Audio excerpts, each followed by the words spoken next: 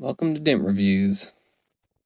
Tonight, I'm not doing a video review, and I have been having a frustratingly difficult time with my video equipment. So, I said, the hell with it, I'm going to use my phone. So you're on my Sony Xperia 5 phone, and this is just auto settings because I could care less. And I really just wanted to, I had a video that I saw tonight that I wanted to talk about because I thought it was interesting. So I just want to make a video real quick. And this is a video from the official Beatles YouTube channel.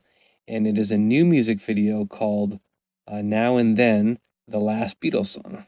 And what makes this song so unique and so special is that it is a song that was just released, a new song that is comprised of all the original members of the Beatles. So, that's awesome. I mean, sure, you could do that in a couple different ways, but the way they did it is during the making of the Get Back documentary by Peter Jackson from The Lord of the Rings. If you haven't seen that, it's pretty cool. It's into the insights of how they made music back in the day. During that, they had created some technology that apparently allowed them to extract one of the vocals from a John Lennon demo song. And they now have this pristine vocal from John Lennon's voice. And then they took an old recording of a song from George Harrison, a guitar solo, and they took those two elements, and then the remaining living Beatles went into the studio and got together, recorded all the new parts, and then they added an orchestra recording, and they mixed it all together, and they made this new song. So I just thought that was really neat. I don't want to say it was like profound or groundbreaking or anything like that, but in a sense it kind of is, because in my lifetime, I get to hear a new Beatles song. And again, you might have, you know, other ways of doing that. Maybe they took an old demo and just added tracks to it or whatever. But this is a little bit different. This is like they recorded all the parts live in the studio, and you know what I mean, in the studio new, like for real. And they used John Lennon's vocal track and George Harrison's guitar track. So it almost seems a little bit closer to each musician doing their thing for this song in this new form, which is really neat. Sure, you could have some conversations about the ethics and the use of the technology to do something like this, which I wanted to talk about a little bit because I think it's kind of interesting. Needless to say, they did it with a very good execution, and I'll talk about that too. But it's really cool to see that. Now, I want to say that I say this lightly because I don't want to say it wrong and get the wrong impression, but I'm not really a huge Beatles fan. There is a lot of music from the Beatles that I do love, and they have a large catalog, and I'm actually a huge fan of some of their music. I like a lot of the more like beautiful, romantic kind of sounding music, The Long and Winding Road, Lullaby, Good Night, things like that. Full on the Hills, beautiful song. But I like things like Eleanor Rigby and Lady Madonna and a lot of other songs too that are upbeat and more cool songs. But needless to say, I'm not like, a fanatic diehard Beatles fan or anything like that. But as a musician and as someone who has a lot of people in my life that are, I absolutely understand the impact that they've had on the world as well as the music industry. And I respect them as musicians and for what they've done. And as an audio engineer and someone who records myself, you definitely, if you're knowledgeable about music and recording and engineering, you cannot deny the impact that the Beatles have had in the world of recording and audio engineering.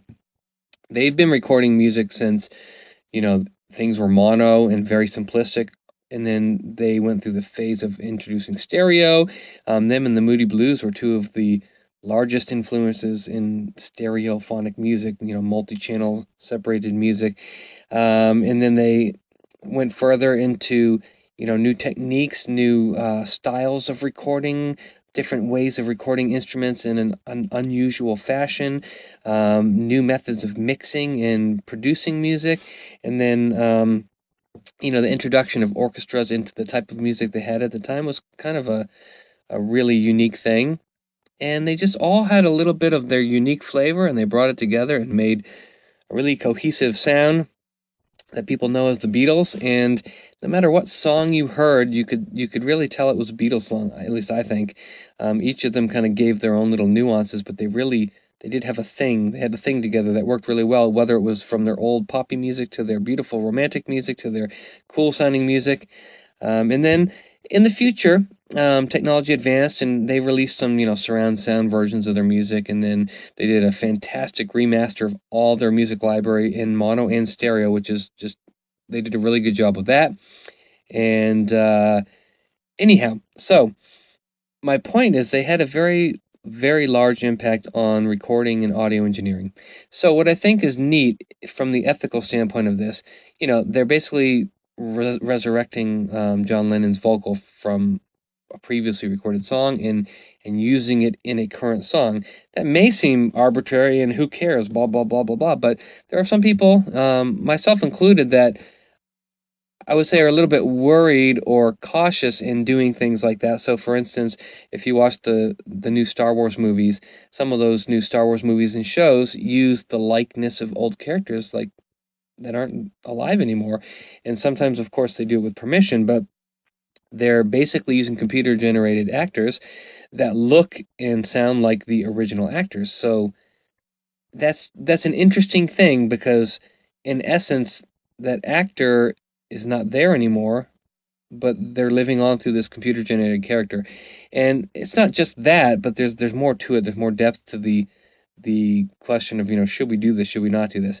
I think in this case, and in the case of Star Wars for the most part, when it's done with the approval of the family and the closest members involved with the project and they're all on board with it, then I think it's fine. In fact, I think the Beatles did this in a way that was handled really well, in my opinion.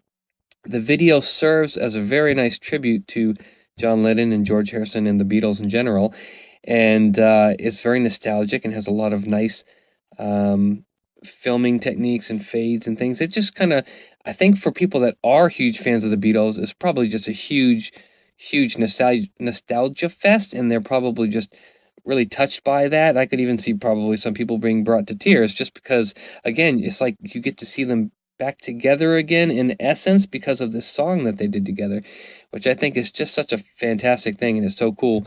And if you watch the making of it, it's pretty cool. It tells you a little bit about, how they did this. And even Paul McCartney himself had said that he kind of questioned whether they should do this or not, bringing back John Lennon and George Harrison this way, but especially John Lennon's voice. And I think at one point he said something along the lines of, well, I thought about it and I was hesitant, but when I thought, what would John think?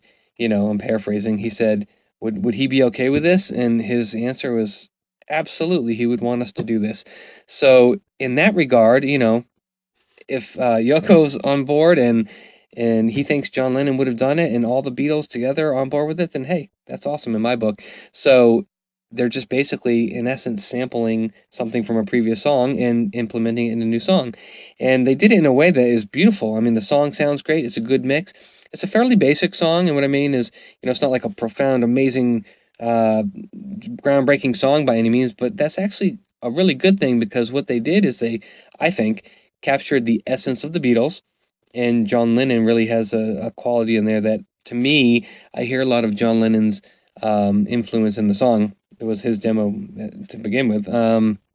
So it's simplistic in a sense, and it has a nice John Lennon melody, and that really captures that essence of that era of the Beatles that I liked. And I think they did a really good job with the mixing and the string section, and the harmonies are really nice, especially towards the end. There's some beautiful vocal harmonies and the guitar solo, and it just all has a very nostalgic feel, like you're hearing another Beatles song that you never heard before. So I think they did a really good job with it. So um, I don't know. I just kind of wanted to talk about that a little bit and thought it was really neat. Again, that someone like me would get to hear that in my lifetime, um, because it really I felt like when I was watching it, it was something special, and that it really encapsulated the Beatles' essence into something new, and that's really cool. So just thought I'd make a video about that and talk a little bit about it. The musicianship is great. I like the melody a lot. It's kind of a simple lyric in song in general, but it's done tastefully and Beatles like. It's very Beatlesque, and I just think you should check it out if you haven't. And if you guys did like it, I'd be curious to see what people think in the comments. What do you think about using John Lennon and George Harrison's old recordings like that? Is that something that you think is cool? You think is kind of questionable?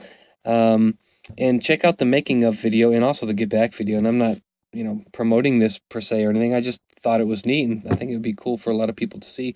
And it was like a blast from the past, and it was done in a very sentimental and reflective way, and with everyone on board, as I said. And I just think it was a real treat to hear something like that in my lifetime. So I'm glad that they did that, and I hope that it already is doing well. It's got like 8 million views, and it's only been out for like 15 hours.